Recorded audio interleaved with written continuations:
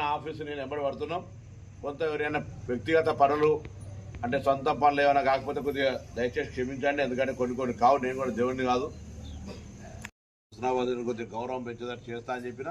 మీరు ఏడికన్నా పోతే మాది హుస్నాబాద్ అంటే వాళ్ళు కొద్దిగా ఎదురుగా ఉన్నాడు, కొంచెం చెంకాయించి పని చేయకపోతే మళ్ళీ మంత్రి చెప్తారా అనే భయంలో మాత్రం ఉండి కొంత మర్యాద మాత్రం పెరిగింది అనుకుంటారు. ఎవరైనా అట్లా పెరగలేదు. పార్టీ కొరకుంటా ప్రజలకు సంబంధించిన సమస్యలు కానీ అసెంబ్లీ కానీ బయట కానీ ఇక్కడ కానీ అచ్చా మళ్ళీ ఇవన్నీ బయట హైదరాబాద్లో చేస్తుంటారు కదా. నియోజకవర్గం లేదంటే నియోజకవర్గం వస్తున్నాం. 3 రోజుల కింద వచ్చిపోతుంది.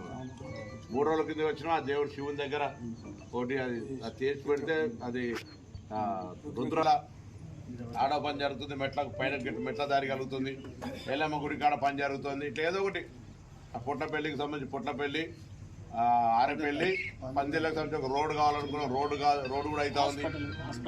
హాస్పిటల్కి సంబంధించి ఇట్లా అన్ని ఏదో ఒకటి కొత్త గొప్ప స్టేడియం డెవలప్మెంట్ చేస్తున్నాం. స్పోర్ట్స్ వాళ్ళకు ఇట్లా అన్నిటి రకంగా హెల్త్కి సంబంధించి మెడికల్ క్యాంప్ కూడా పెడతా. అంతవరకు ఇంకేమైనా కొద్దిగా ఇంకా పెద్ద మనుషులు వాళ్ళని ఇళ్ళలో ట్రీట్మెంట్ చేయించుకుంటే ముందే చెప్పి రాపిస్తే వాళ్ళకి హైదరాబాద్లో నియమించిన మోకాళ్ళ ఆపరేషన్ ఇంకేదైనా అటువంటి ఎవరు ఉంటే ముందు నాకు చెప్తే నేను మనుషుల్ని పెట్టి వాళ్ళందరూ ట్రీట్మెంట్ చేయించి దానికి కొంత మంచిగా మర్యాద.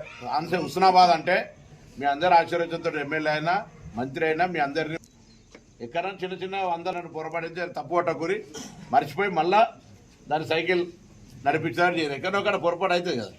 ఇవాళ మంది కాకపోతే మంచి అంతా కూర్చొని మనం మంచి ఆరామ్సే మంచి అందరిని కలిసి మాట్లాడుకుంటూ ఉంటాం.